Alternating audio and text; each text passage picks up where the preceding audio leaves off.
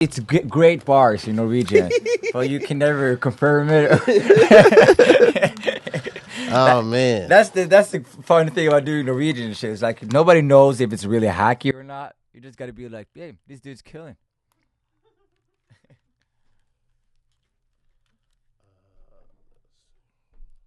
Shout out Kev on stage. hey. Built a great place, man. This is what I try to build back home, but I don't have like the human capital. I mean, you got a dope space. I got a dope space, but I don't have enough really human dope capital. space. That's the thing. If I had like 4 people who worked full time Yeah. that I could whip around, then I know I would make a fortune. Okay. Yes. Not whip, you know what I mean. Yeah. Pay. Yeah. I mean pay. I mean Right. with money and reward systems, you know. Mm-hmm.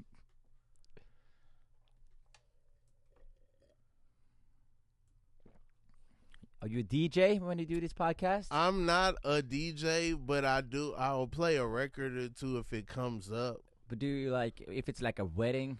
Yeah. They be like, Rob, do you want to play?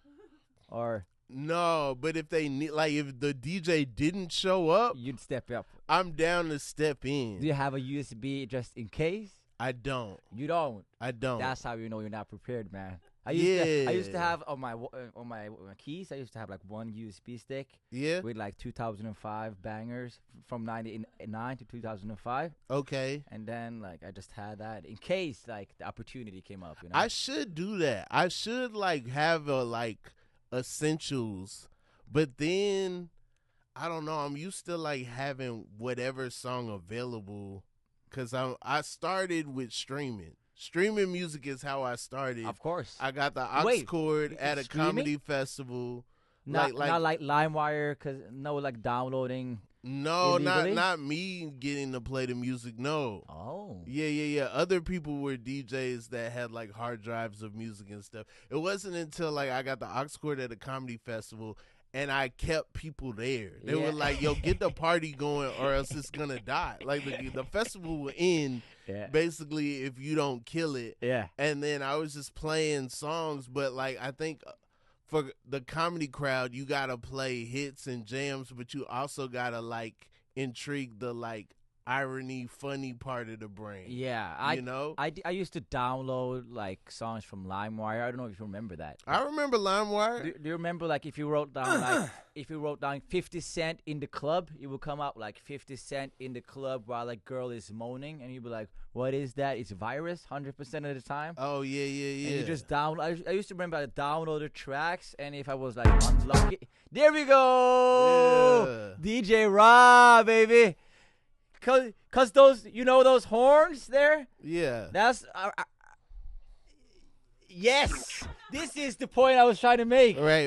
That you don't know whose mixtape version you're downloading. Okay. Suddenly DJ ski is like just DJ skiing all over the track. Yeah. Yeah, man. This is a Sam, son.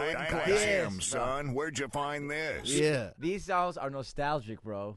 I want to dance to those vocals, man. Just to the vocals. Just to the vocals, yeah. man. Okay, we got Jonis Josef here. Oh, yeah. From Norway. Yeah. So that's why I got the white drums now, huh? You gave me the white music, right? Isn't Aha from Norway? Aha is Swedish, but Norwegians will not claim them, but like we'd say they're Scandinavian, you know. Okay, I think so it's somewhat- Scandinavia means you like from the area, right? And if I'm not wrong, some of them are Norwegian, but Okay. that's the problem because I am like in LA right now and representing Norway. Yeah. And I don't give a fuck about Norwegian music. Ooh. So, but ABBA is great though. Yeah. Yeah, they got bangers, bro. Yeah. They do. I just know the one banger because it's got a video. Don't you know, Mamma Mia, here I go again. No, that's ABBA. Yeah, that's ABBA. That's the same one. Yeah, no, I was playing Aha. Oh, yeah, Aha, that's Norwegian as fuck. Yeah, Take on me. That's the one you're playing. Yeah. I thought you were talking about ABBA. Yeah, this is, oh my God. They're going to take away my Norwegian passport now. They're going to cut. Oh no, man! I lost my citizenship right now, dude. Oh no, you misheard me. Oh yeah. I might have put the B's in there a little bit. Oh shit, Yeah, man. no, that was me. That was me. They're going to get mad at me I for said this, man. I ain't give the dash its love, so I said aha so fast. Yeah. It sounded like ABBA. Yeah, but you know. Yeah. We'll say that. Let's say that. that. Yeah, let's go with that. Jonis is the man in Norway. If you don't know, first black comic in Norway, the Richard Pryor of Norway. Yes, sir. And Bill Cosby and Chappelle and everybody. But has such a great movement going on there. Comedy club, podcast studio, popping shows, all kind of things. Plug me into the Over Oslo Festival. That was crazy, right? Yeah. That was crazy. We did comedy on a mountain for like a couple thousand people overlooking Oslo at night. It was dope as hell. It was crazy, man. Yeah. And I was like, I saw you do comedy at Union Hall in New York, and you absolutely, like, we had two openers that show, Sydney and Rufat. Yeah, and they did so good. That was my first time seeing Sydney as well. Oh yeah, you might have missed Petey. Petey was on the show. Rufat was on the show. I came too late. Darius Dinkins went up early. Darius is also really fucking good. Yeah. And when I saw like Rufat and I saw Sydney, and then I was like, oof, that's a hard act to follow. Yeah. And you came off and you crushed it. I'm like, I got to get this dude to Norway. And then man. I was like looking at my schedule. I'm like, oh, if he comes that week, then I'll fucking show him around. The weather was nice. I was told it normally is very rainy. Cold, too. Very cold. It was nice and hot. And then also, it was every show was different, but every show was so much fun. You did more gigs than people in Oslo usually do during like a week or two.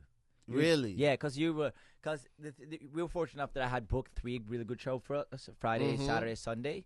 And then you also got invited to other shows as well. Yeah, I did a show Thursday. Yeah, so you did the basement, you did an outdoor show, you did a festival, you did. We did a show where Mobb Deep decided to drop by. Yeah. Well, first we went to see Mobb Deep in concert. And that was cool. Shout out to Cypher Sounds and Havoc. Yeah. And so we got to meet Mobb Deep after the show, and then they came to our show afterwards. I don't know if they knew they were going to a comedy show. No. But a comedy show happened to them, and they stayed the whole time. And they enjoyed it too. Yeah, they enjoyed it. They enjoyed. You did English comedy. Cypher did it, and I was like, because I usually when I do shows in Norway, I really like to just start off weird. Just to get their attention. Right. So I usually like I go up cold, or I just drop a beat and I just start rapping, freestyle rap. Yeah. And I did that, and like in the middle of the rap, I'm like, wait a second, Mobb Deep is watching right now. Right. Like Mobb fucking Deep is watching. So I just rapped harder, and I don't know why, but I felt like I really felt seen that day, man. Yeah. When I got dapped up by the DJ, he was like, man, I don't know what you said, but that was good shit up there. I'm like, dude, I'm glad you didn't know what I said, but it was okay shit up there. Yeah. It was such a nice. What was your opinion? Like I like when I watched your material, you're really plugged in. You are also a really intelligent guy. You know your politics, you know your stuff, and when you move with your American view of the world. How is it to come to Norway? What is your? I mean, I immediately I feel ignorant going up to everybody, and they can speak fluent English, and it's just like it makes me feel like, oh man, what was I doing? Oh man, younger me that had the opportunity to learn other languages didn't see this in my future, didn't see myself really like being in a place overseas and like speaking to people. What language would you speak if you could? Well, I mean, in school they offered, it was either French or Spanish. Tu parles français? No. No. Un petit peu. Un petit peu. Sure, yeah. It's great. So you guys don't learn languages at all at school? The bare minimum is required. Like they like. I feel like you gotta prove that you could. You could have done it. You know, like in college, they're like, yeah, you just gotta take it twice. Yeah. You know, if you take one Spanish, one French, whatever, you know, you just gotta take it like a couple times, and then we'll let you out. But here's the thing, though. It's like when I learned, because we learn English at first grade. That's when they start. That's when they start to teach you English. We like, he is a boy, she is a girl. I was like, we have to like memorize this shit. Yeah. But the thing that makes English like really because everybody in Norway speaks English. Like we all get to learn French and German and Spanish, but we don't speak that as much as we like. Some do, of course. Yeah. But most people knows the basics. But English, everybody's really good in English, and the reason I think is first off they learn it too early, but also everything, all our references are English. We watch all the movies, we listen to all the music, we watch the late night shows, so everybody is so plugged into American entertainment that I think that is the best language teacher there is. So I remember when I was learning English, I was like listening to Get Rich or Die Trying. We were playing in the club today. Right. You can drop it again if you need to. DJ, let's just... Because if you don't want to find me in the club, bottle full of dub gum, mama. I didn't even know the lyrics, but I remember like when I was learning English, I used to end my sentences with "nah, me." You know, like that's the first thing you heard. I used to say things, and they teach you British English in school. They're like, "Oh, he is a boy, bloody fucking blah blah blah." Oh, so they wanted y'all to have like an English accent, proper English. You know? But Lil Jon came out and skeeted all over my language, bro. Skeeted all over it, bro. To the windows. We were doing that shit. Yeah. So, and that's such a cool thing because I learned so much of the African American culture. So everything that I like when I aspire to, when I learn English, and when I watch English entertainment, everything was African American culture. Yeah. But at the same time, I learned the widest English culture there is, like Oxford English. Sure. And when you combine that, you get this accent. This dialect. You know? A really weird one, but it's trying to say something, you know? Yeah. I mean, I think that's a big part of it is that you have so much to say and so much that is going on that is, you know, it's really dope to see. Like, when did you start comedy? I started comedy on May 5th, 2014. Okay. Yeah, that was the first. But I didn't like the thing that's weird about stand-up comedy for me is that like when I talk to comedians from America, and you ask them like, oh, when did you want to become a comedian? They're like, oh, I remember my father played a Richard Pryor album in the car, and ever since I heard that first joke, I wanted to be a comedian. Or they'd be like, I used to sit up all day and watch SNL, and I want to be. I did not know you could be a comedian. Like, I did not know it was a profession at all. Yeah. So I thought, like, oh, some people do it in America. I knew Cat Williams. I loved, like, Pimp Chronicles, too. You know, this we right here. You know, that special with the green. This right here. This shit right here, nigga. This right here. Right here, nigga. Yeah. It's called Cryptoconicalite, nigga. This shit right here is called death, nigga. Death. Not if you death. smoke, you gonna die. Yeah. I love that. Love that physical comedy. I loved it so much. And then I remember like watching him and Dave, Louis, and Eddie Murphy. So those were the 4, and Patrice. Those were the 5 I watched. But I saw them on YouTube. That was it. And Russell Peters too. I remember. Okay. And I saw them on YouTube, but that was it. And then like I was working. I wanted to become rich in my life. Okay. So I went to like a finance route. Okay. I decided to become a stockbroker when I was young. I was watching Wall Street, and I saw Gordon Gekko. Okay. And I was like, oh, that guy. You had suspenders? Suspenders? What is suspenders? You know the straps? Yeah. No. I was just a junior. That was too much. Okay. But Gordon Gekko, he had this thing where it's like greed is good, and he's talking about like making a lot of money. And at the time, I was a communist. I was a young Marxist. Okay. Because I was a political active, but I was like a fan of the Communist Party. So I was like talking about like weaponized revolution and the workers got to rise up. Like that's poor people mentality, you know? Like you want the workers to rise up instead of being like, you know what, the system is broken. Yeah. Let me just exploit it with you guys. So you becoming a communist while you a stockbroker? No, before. Okay. So when I was like 15, 16, I discovered Karl Marx. Yeah. And I read his manifest, and then I started reading up Che Guevara. Yeah. And I was like, oh, all these communist people were like really, they were really exciting to me. Mm-hmm. But then the world has kind of moved on from that. The capitalists have won, you know. Yeah. So I wanted to be rich, and then I was like, Gordon Gekko seemed like the richest person I've ever seen. Gotcha. So I was like, what is he doing? He's working as a stockbroker. How do I become that? So I fell into finance. Like I was like a junior trader first. Like that means like I'm on the floor. Yeah. So I had to build myself up. But when I was doing that, my boss, he was kind of a fan of me, and he was like, he really believed in me. Yeah. So he was like, he wanted me to lead the morning meetings. Okay. That meant like every morning I have to present the American market. Okay. Because when the Norwegian market closes, the American market is still open.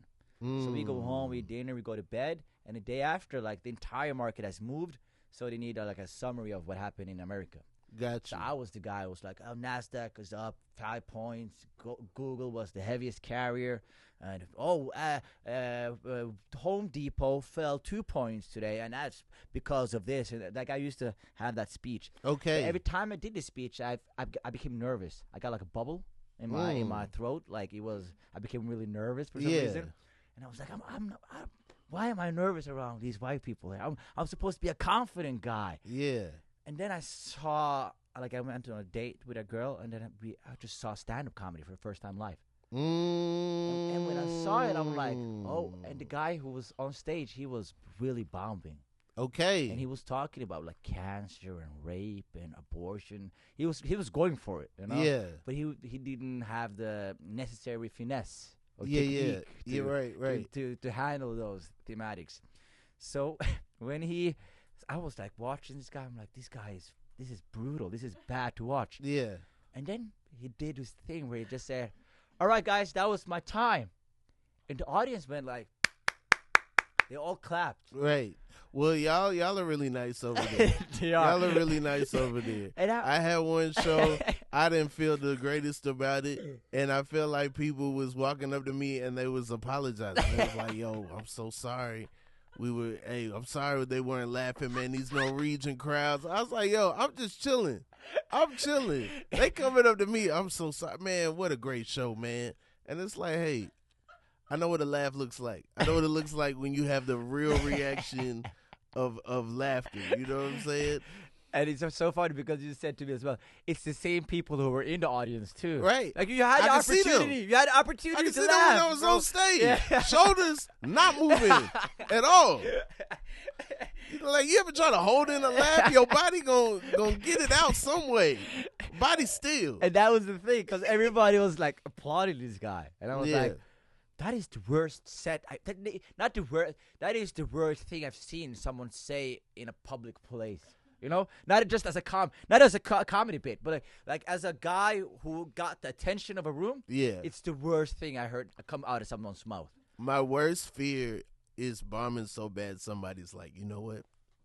This is my calling. I need to do this. that was what happened. I was like, it's the worst that happens. You get applause. I'm like, dude, I gotta try this. And I remember I went to the boss, the booker of the thing, and I went to him that night on the date. Hey, I'll be right back. I need to figure out how to get up there next time. Hey, you just stay right there. I'm gonna go talk. I need to see who runs this. No, she was even gassing me up. I'm like, I should do this, right? She's like, yeah, you're way funny. I'm like, I am, right? She said, go talk to him. I'm like, I'll talk to him. So I went to the guy. I'm like, hey, man, nice to meet you. I'm wearing the suit from finance, you know? And I'm like, hey, dude. It's like, hey, I just watched the show. Just wanted to ask you, like, can I go up there next time? And he's like, what? It's like, yeah, like, he's like, are you a comedian? It's like, no, but I would love to try. He's like, yeah, you can sign up. We have a course. A stand-up course, so you can sign up for that course. When you do that, we'll get you on stage. And I asked him, I'm like, excuse me, my guy, but the guy who was on stage there, Yeah. Did he What do the grade course? did he get in the class? Can I see his transcript from the comedy school, please? Cause I seen the dude. Is he a graduate or is he still like? How many times did he take the class? Did he pass finish the class the first time? Is he like a student? Yeah. Like how is he? this? Is he got like good behavior? And so it's like, you know what? He between grades. I'm gonna give it to him. He did a lot of extra credit. Like what's going on? Yeah. So he was like. Yeah, but and Norway is such a small place. So it was like, I didn't know I could go to an open mic. I thought that was the only place that I could go up on stage.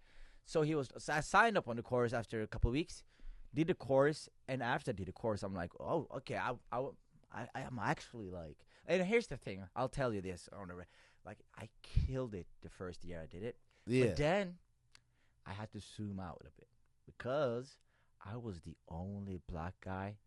Not just in that, like I was the only black guy in the entire country almost doing stand-up at the time.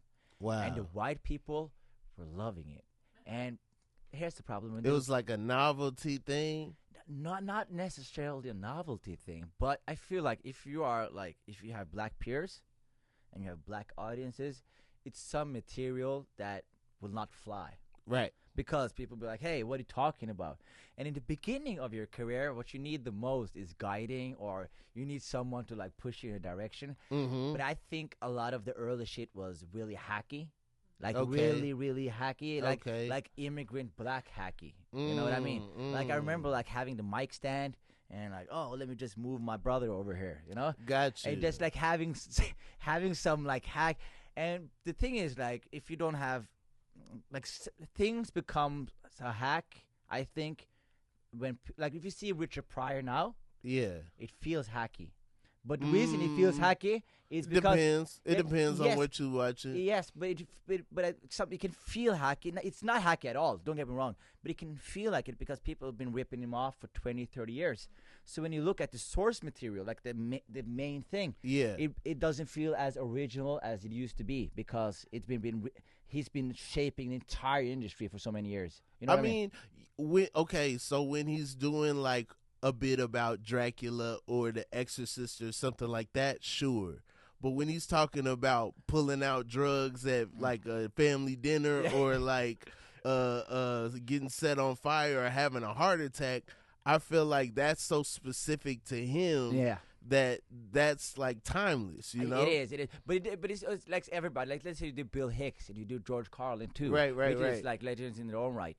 But if they would do this, if they had to do the same hour they did in the 80s or 90s now, it would feel a bit more hacky because all of the innovative things they did or all the smart original twist they did has been done after that, so it doesn't seem as brilliant as it used to be. Right. And I feel like, so for me, I'm not saying I'm Richard Pryor or Bill Hicks, no, but I'm saying like I didn't have like the white people in the audience, they loved it, right? And the black people didn't come out to see it. So I remember I did one show, like it was like a year and a half after I started doing comedy, and I was going full time at the time. Like it took me a year, and after a year I was a professional comedian. Wow. I went full time, traveling the country, paying my bills.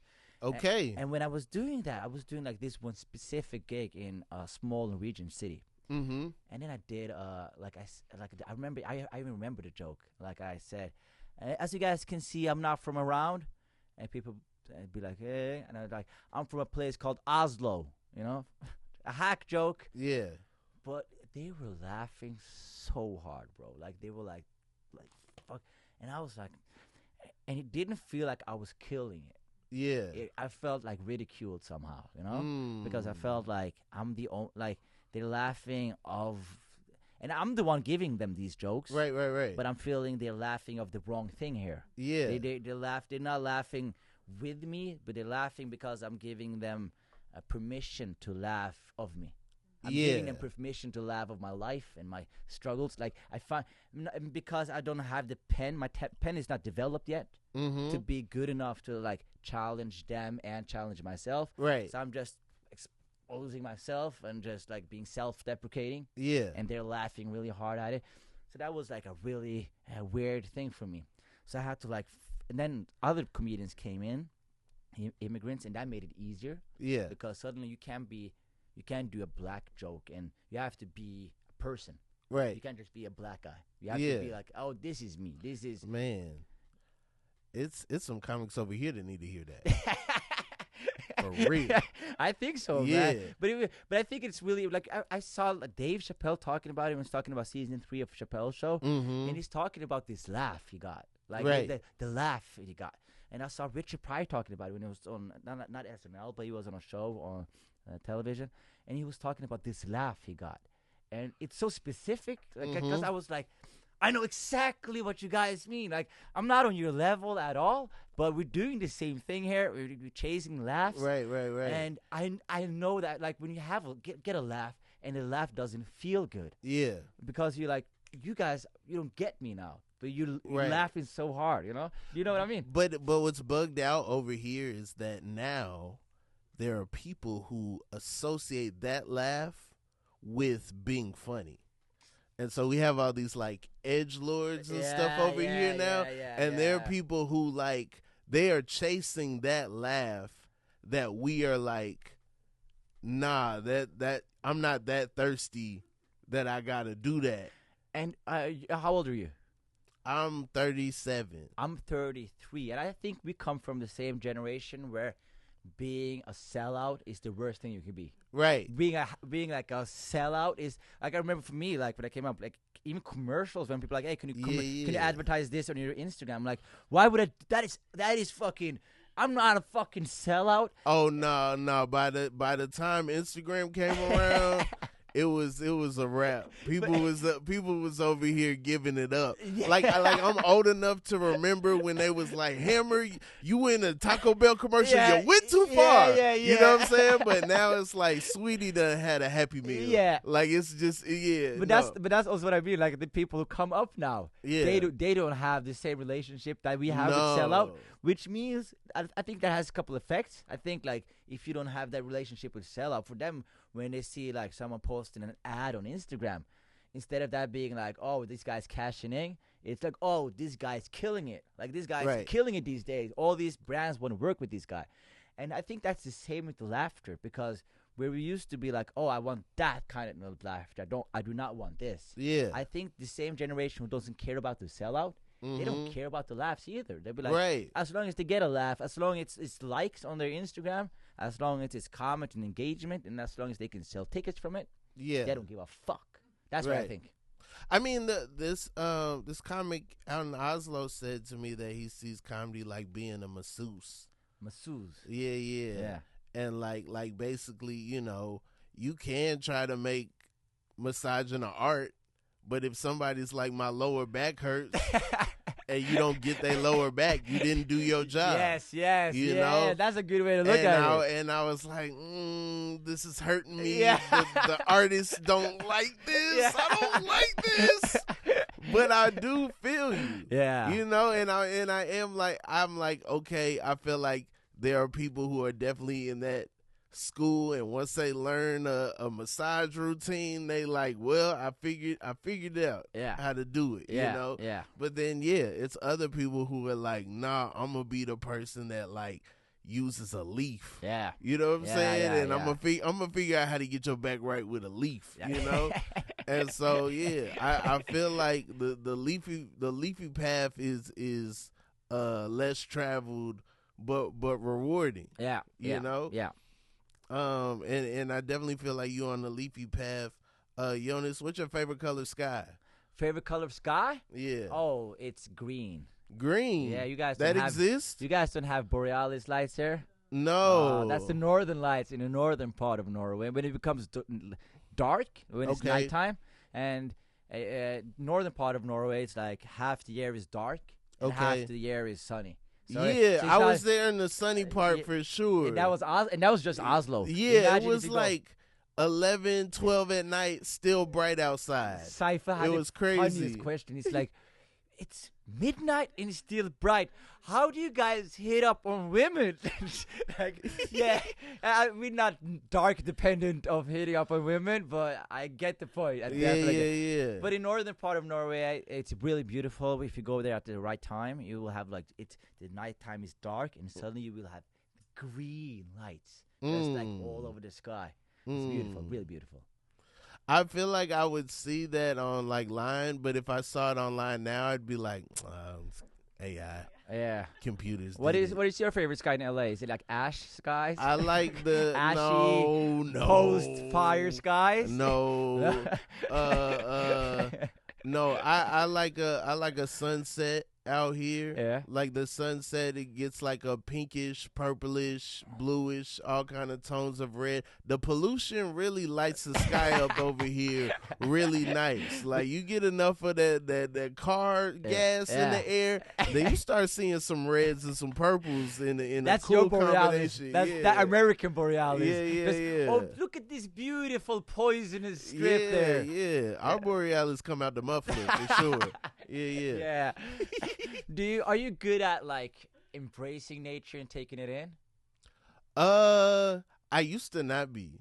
I used to want to be city, like on the sidewalk every day, around buildings. Like that was metropolis. Like that was what I wanted. And then the older I got and the more I experienced, the more I'm able to appreciate nature and my like part in it. You know? Yeah. So basically pre-shrooms, post-shrooms. Yeah, that basically when you do shrooms, you're like, wait, does that tree speak to me? Right. Like, it's moving? It needs a hug, guys. I got to give this tree a hug.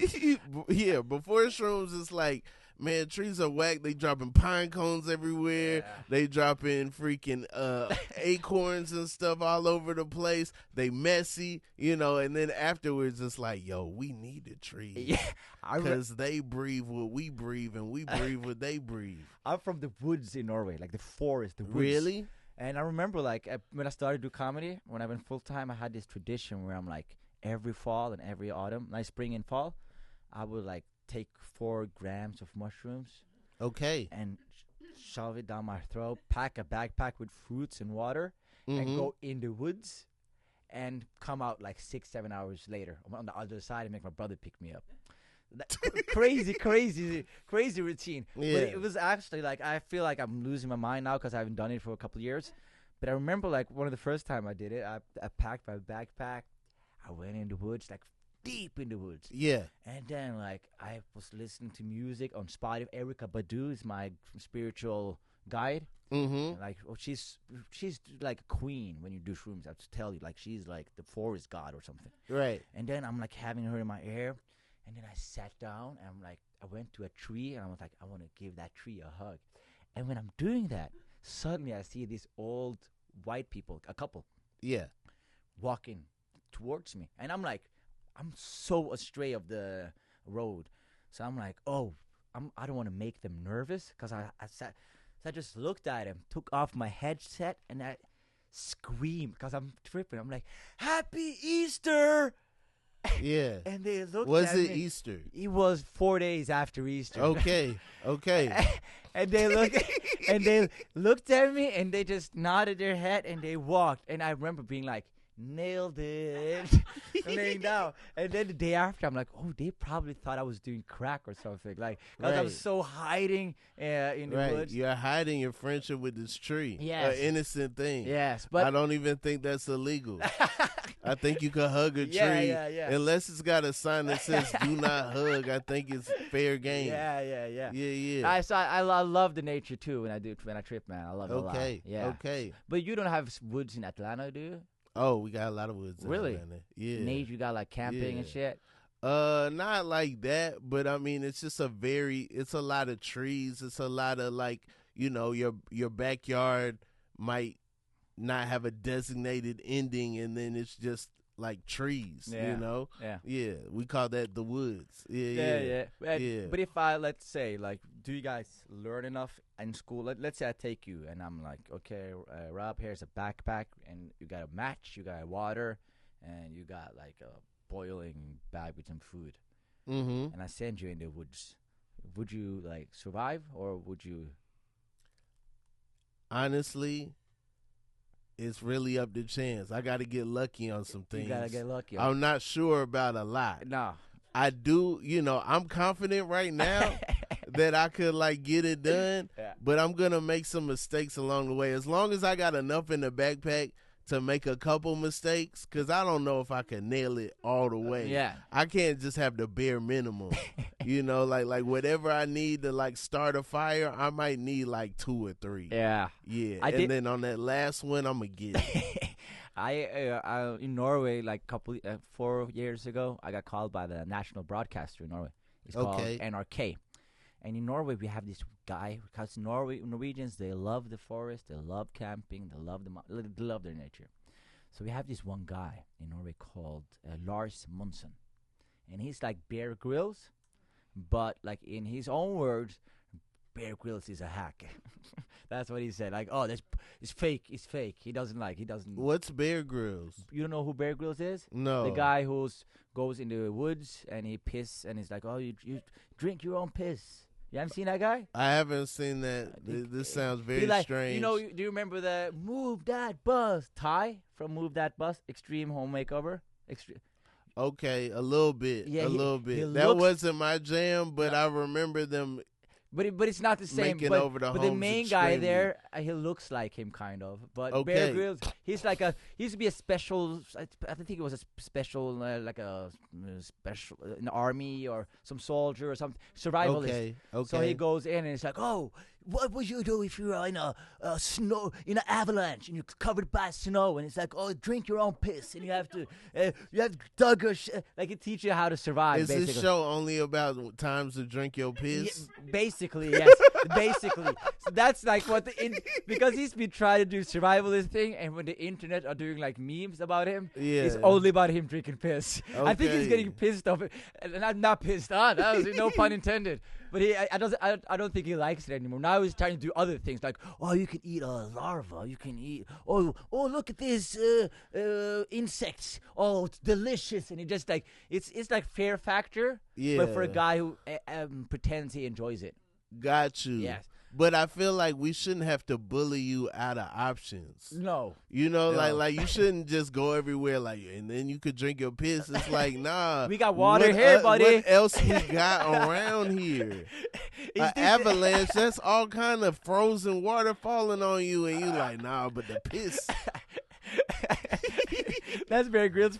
You should watch it. Man. I feel like if you see 2 episodes, you're gonna get 10 minutes of material, bro. All right. But in Norway we have this guy. His name is Lars, Mm-hmm. and he's like he's for real though. Like he does a show, for instance, where he goes across Canada.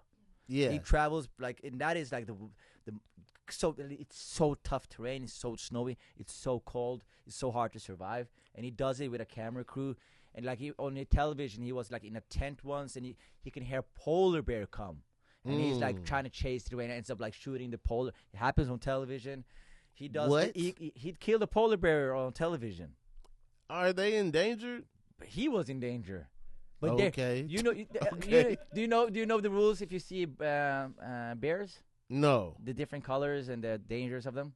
No. Okay. The rules are if it's black, you can scare it back.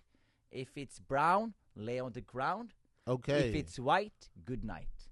That means if it's a brown bear, the grizzly bear, the best thing you can do is pretend you're dead. Yeah. It probably beat you around and toy with you, but it won't But that's your best option. It's not running, it's not fighting back, it's pretending you're dead.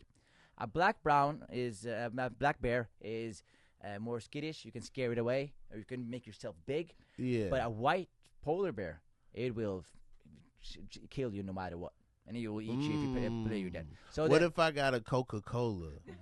Like a panda? Like a panda? No, like a polar bear. Like a polar bear. Yeah. If you got a Coca-Cola for it. Yeah. Then we'd be like, oh, no problem. Just drink it and say Merry Christmas to you too, Rob.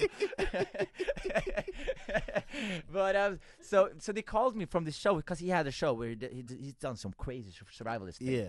And then he had another show where he takes some celebrities, Mm-hmm. and he takes them to the forest, or it's like a random place, and he's blindfolded, so he doesn't know where he is, and the guest doesn't know, and they got to figure out where they are and come out of there and survive for a couple of days. So they called me and were like, "Do you want to do this show?" Okay. And I was like, "You know what?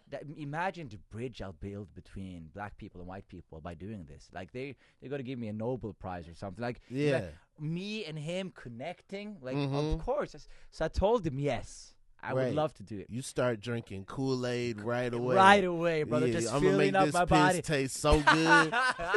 Just a lot of pineapple, you know what I mean? Yeah. And then, but they told me, and they called me, they were like, "Okay," I'm like, "What would I do? I'm ready.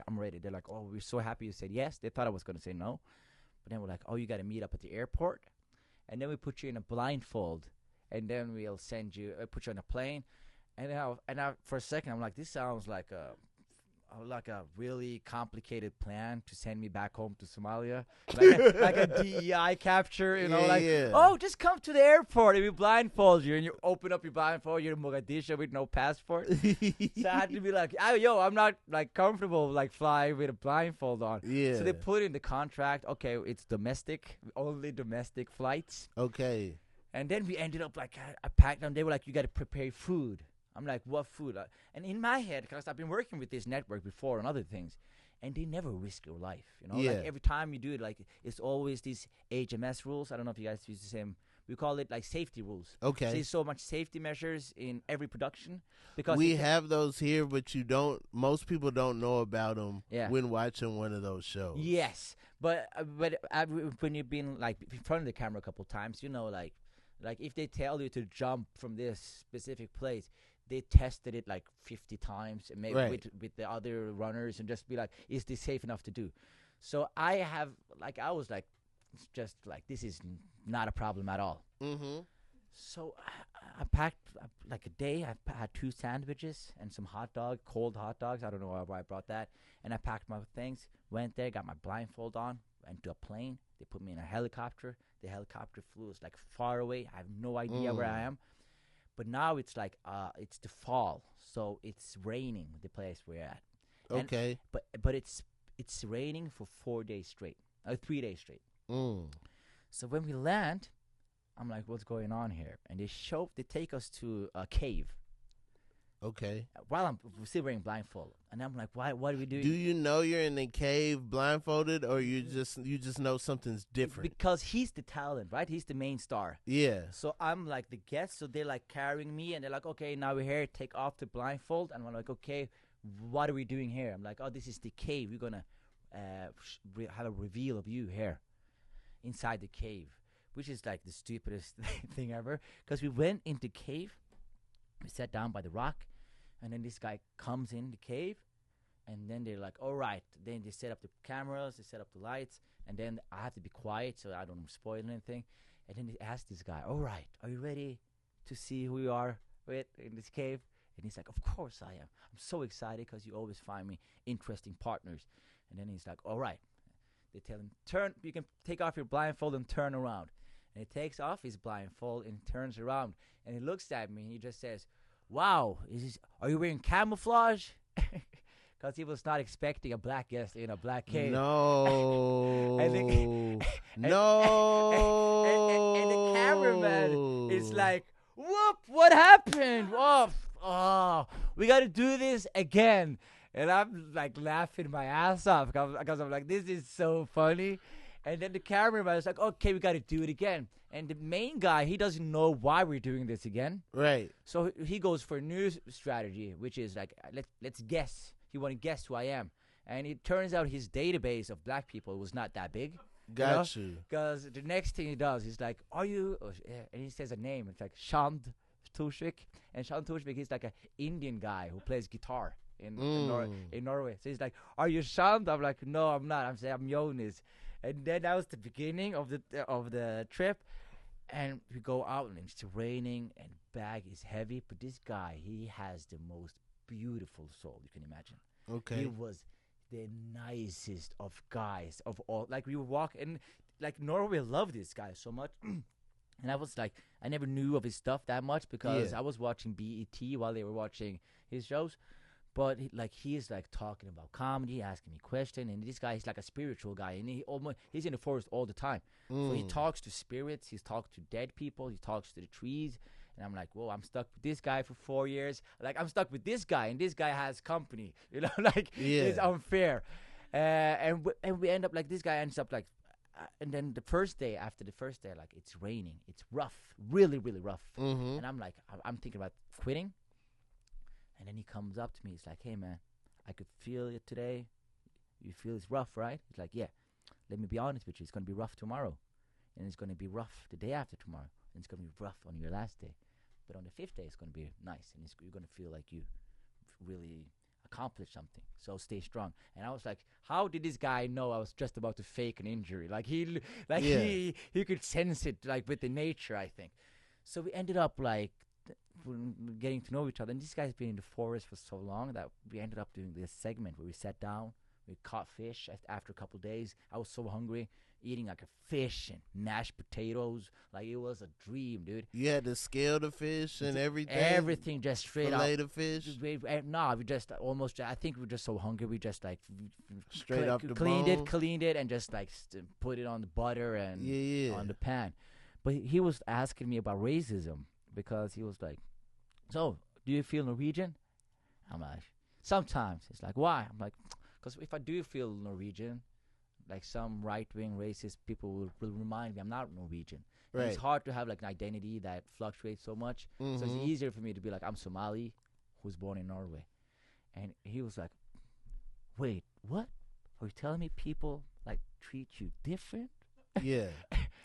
And it was so nice because it seems like it was the first time of him like hearing about racism. Like he's been in the woods for so long. So wait, let me get this right. Let me get this right. You're telling me people treat you shit because you're black? Well, that's stupid, isn't it? I'm like, it's really stupid, dude. See, that's the thing that I couldn't really get a handle on out there. Is like, is it really their first time? Because dude ask you about it. But then it's like, really? Yeah. And it's this thing where it's like, I can't tell where the gaslight begins and the like ignorance ends, But it's so weird because for him, it's not even ignorance. It's actually just a beautiful way to look at the world where he looks at everything equal. Right. And for him, he was in actual shock when he was like, that is, and he said to me right before I went back, he's like, what you told me today made me really sad.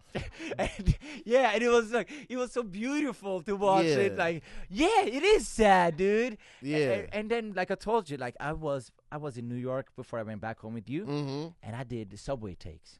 Yeah. And on subway takes, I did like different jokes, and one of the jokes, Norway can be a racist place, and I was trying to do jokes about it. But when I came back home, like there was one paper, like a right-wing paper called the Activism, who started like a race bait thing, where they were like, Jonis claims Norway is a racist place. Like that was like the big headline. Big headline, yeah. And it's like 2,000 comments, and the comments are like, fucking, how dare you call us racist, you fucking ding, Yeah. And I'm like, dude, what? I'm showing you guys. This is what I'm talking about. Right. And but at the same time, like it was, a lot of people became really angry of me pointing out the racism back home abroad. Because when we're back home, nobody believes us. Like because like the racism in Norway, it's not as rough as American racism. Don't get me wrong. It's not even close. And like American has like history of slavery, and they brought black people. We're working on erasing that. Don't worry. We're burning the books. Yeah. We're getting that stuff out of here. We're knocking the statues down. Don't you worry. Soon. But my father did not, like my parents did not come with ships. They flew commercial, for a better life. Right. So Norway has this thing where they're like, oh, but you should be grateful because we gave you a better life here. And that's also true, It's like, oh, my father had access to better jobs. I had access to a better life. I had access to a better school. But at the same time, I have this resistance. I have this nuisance, this annoyance that other white Norwegians don't have. Right. And when you point that out, it's like it feels like attack on their hospitality. It's like no. I really enjoy this house and the food was really really nice, but you have a guy in the bathroom is calling me a nigger. Can you just tell that guy to shut? How dare you shit on the hospitality here? So, no. I love the food, but that guy specifically is really annoying. Yeah. So, yeah. And you don't get the privilege of ignoring it. Yes. Because it's happening to you. I feel like what's going on over here now is we have a new trend of people who are like, there are the people who are like yelling the slurs, doing the like, hey, outwardly F you. And then we have these other people who feel like, I'm going to pretend like this doesn't exist. I'm going to pretend like this is not a thing. If you bring it up, I'm going to say, hey, why are you bringing it up? Why are you always bringing it up? Yeah. And it's one of those things where, like, to me, that's just a suit on top of the slurs and the other guy. It's just a more sophisticated, slick back way of doing the same thing. Yeah. So when I hear the, like, overseas, the people with the shock and the surprise and stuff, in my like United States lens, I'm receiving it as like it is a place of privilege to either live and navigate around that, or it's a like suppressing. This is what I wanted to be, type of thing, But I'm always like, it's weird because like I was over there, right? Mm-hmm. And this girl walks up to me, this white woman walks up to me, and she's like, Kendrick Lamar. And then she just walks away. And I don't know if this is like a U.S. thing. Also, I have on a jean jacket and a pair of jeans. So I don't know if she's like referencing the Grammys. I don't know if this is like a hip hop thing. I don't know if it's like, hey, this is my entry point, and you didn't bite. You were supposed to be like, I love Kendrick Lamar. Yeah. You know what I'm saying? I don't know what happened, but that exchange, like I'm looking at it through so many different lenses. Yeah.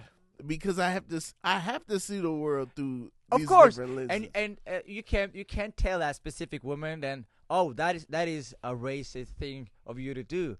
But at the same time, the reason she's saying it to you is because you're a black American from L.A. Yeah, from Atlanta, but you live in LA. But she thinks you're from LA. Right. And when she sees a black man from America, from LA, if I say Kendrick to him, he's probably gonna dap me up and be like, 10 points to you. Yeah. You won. Ding, ding, ding.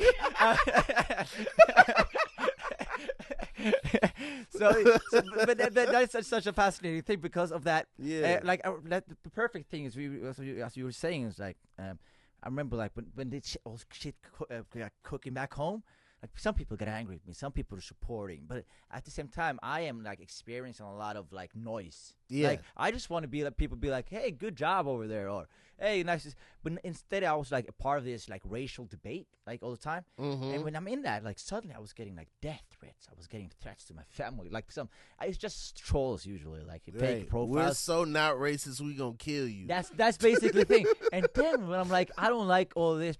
And then the thing that I hate the most probably is when people are like, why are you making yourself a victim? Like, why are you victimizing yourself? And it's like, brother, I am like literally per definition a victim here, but I'm not even doing it like for me, but I'm just trying to be like, hey, what about this? It's like, if that is like victimizing yourself, then it's really hard to like get around it or even handle it, Yeah, plus you acknowledging it, right? Now there's somebody else, and it's like, hey, I might not have to acknowledge it because Jonas already like expressed it. You should imply that maybe that's happening to me. Yeah. Maybe that's going on over here. Yeah. And that was like the thing that I got the most because I was like, this time I had so much energy. Mm-hmm. So I was like exposing people who were racist. I was like screenshotting their name and just posting it out. Look what this guy wrote. Look, this woman wrote. Like, this guy is a criminal in jail right now. Look what he wrote. Like, I went like really, I attacked him. And that also kind of like woke up this response from But I felt like it was nice. But when you do that as well, it becomes so much noise, and the noise takes away from. Because I just want to do comedy. Right. I just want to do stand-up. I just want people to come to my show, laugh, and leave.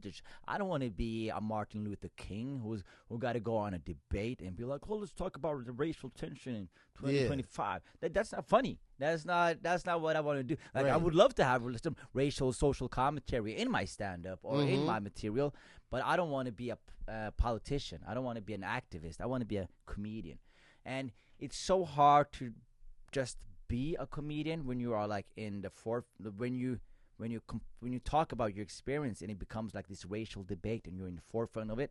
But a lot of like immigrants sent me private messages because the racism that I was pointing at was not like the racism a lot of white people think maybe. That I was not talking about like being lynched or being violently attacked or being like experience like heavy like resistance, but I was talking about like I've been like doing comedy for so long, and it's like when you're like coming up, everything seems equal kind of, but when you come to a certain point, it's like, oh, from here on out you don't resonate with the white majority, you don't resonate with the majority of the country. The majority of the country, like it felt like as a black guy in Norway, you have a glass ceiling that other people do not have.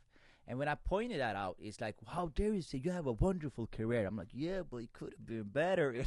Like, it's good, but truth be told, I could have been doing more right now. Right. And then I saw like other people, like Pakistanis, Arabs, Somalis, sending me messages, and they were like not even doing comedy. Yeah. They were like, I'm experiencing the same thing you're talking about, and I work in a bank, bro. Right. And he was like, I went to England, I went to New York, and suddenly it was different. So it's like this thing. It's like when I complain about Norwegian racism, it's like the majority of the Norwegians are not racist. The majority is super nice. The country is super nice. It's super nice. The welfare, the socialism popping. Socialism. We Y'all got free healthcare, free education. Popping. Y'all got 5 colors of recycling. You got everything, bro. Yeah, they got orange, they got green, they got brown. You know, we just got blue over here. Yeah. So when you complain, when you have all that, and you also be like, "Hey, but it could have been better." Right. I understand why some people would be like, Why would you leave the country and would you tell people that Norway is like that? Why would you give people that impression of Norway? We are actually proud of what Norway does here. We're proud of how progressive we are. We're proud of like how the welfare takes care of everybody. I'm like, yeah, I'm proud of those things too, and I'm happy for those things. Yeah. But at the same time, I have a voice and I have like a different skin color, and it's my duty almost to like point out the issues that I face.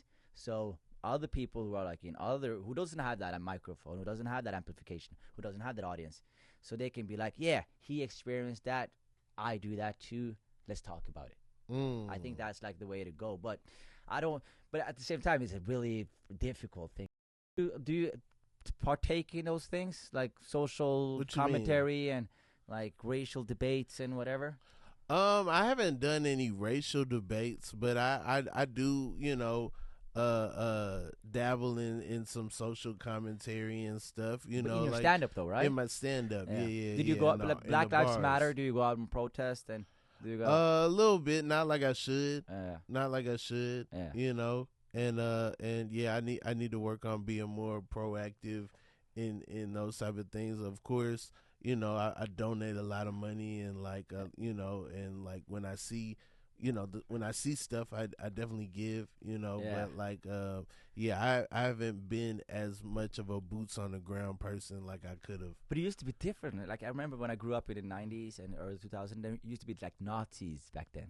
Like skinheads. And they were like openly Nazis. Right. And they were like trying to get this movement going on. So they remember like in our area where I was living, they used to like hang up posters, be like, "Hey, Norway for whites, Norway for white." Like they used to hang this up on the way to school. Remember, like watching it. Jeez. Yeah, but listen, they're really few. But like, but if you see like across like the European countries, you will have like all the countries have like a right wing section. Got you. You same in there in America. You got Yeah, those there. that goes on in jail way more. It does. With the Nazis and the skinheads. It does. It does. Yeah, We got proud. You got proud, but you got Republicans. Goddamn, like your Republicans are Nazis. Right, You know? especially from my state. Yeah. Marjorie Taylor Greene is from Georgia, but like a different part where She would love that shit, bro. Yeah. But I remember like these people, and then we used to have like other white people that were like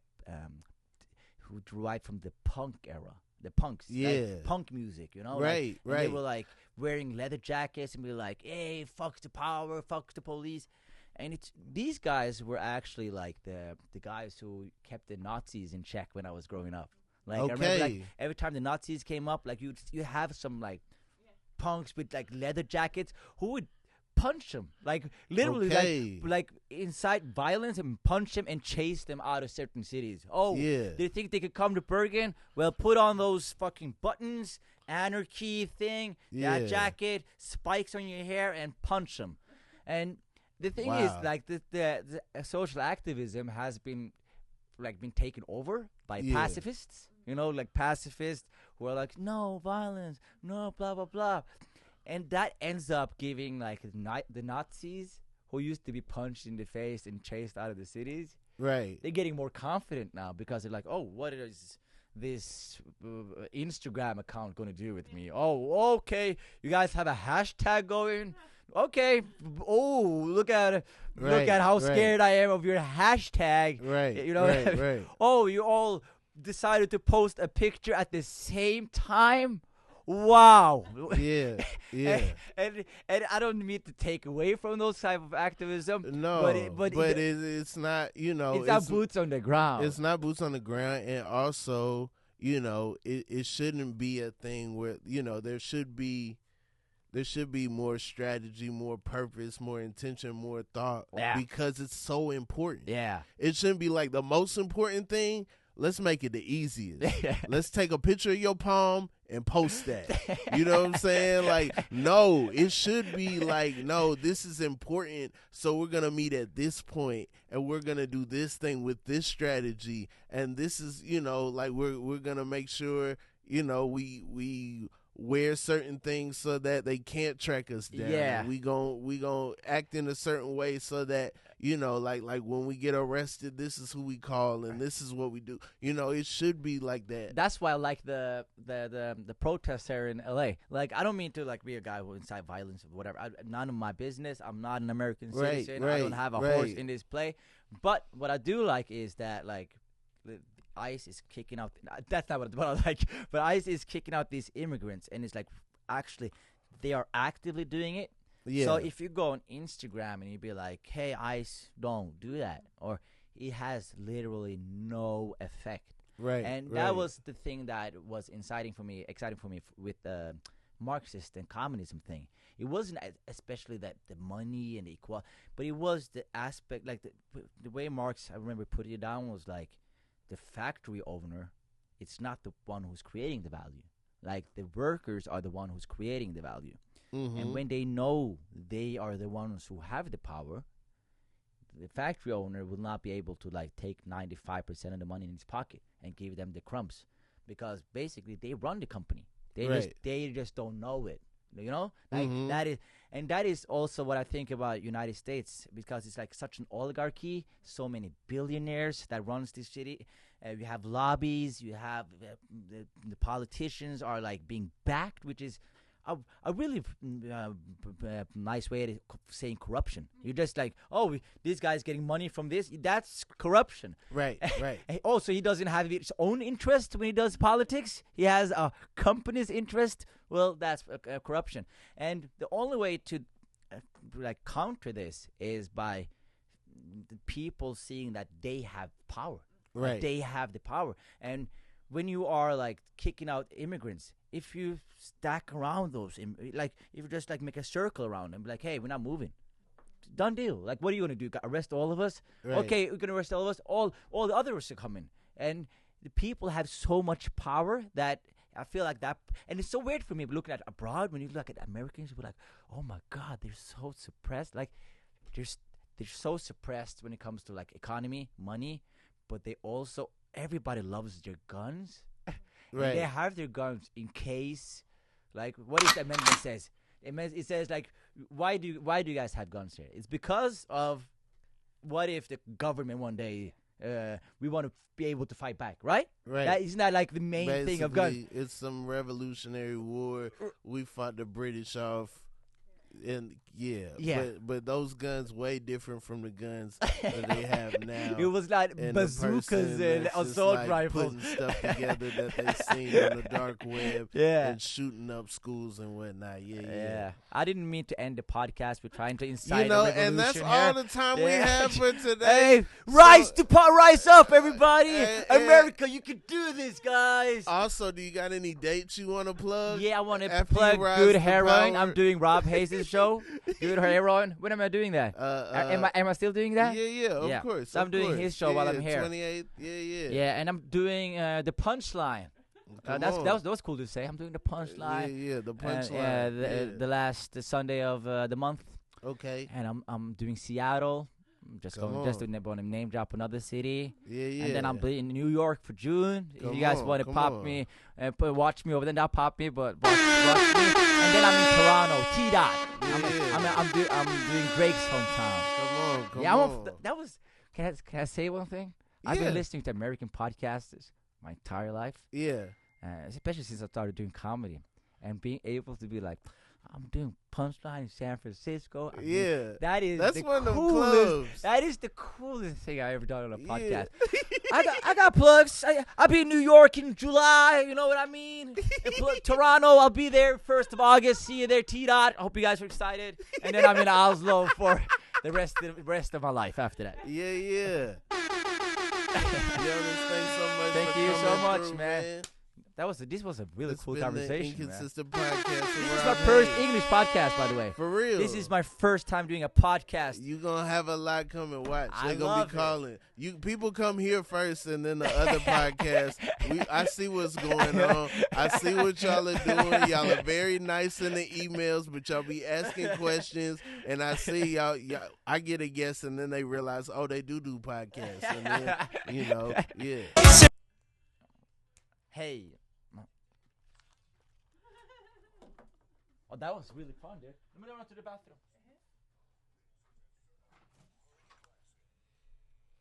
So I didn't do cuts because it's doing this weird thing. Okay. So I just stopped. Oh, got you. Okay. I didn't want to. I was like, that was horrible. Right. But sometimes you zoom in, right? You do like. For the clips.